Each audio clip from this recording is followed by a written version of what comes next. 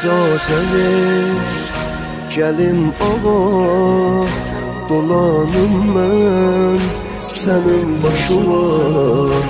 Ağa küsmə bu nökərdən, saçım ağarır, üzüm qaradır. Uzaq yoldan səlam ərbab, səlam ağacan. Ürək darıxır bu ayrılığa, ziyarətimə gələm.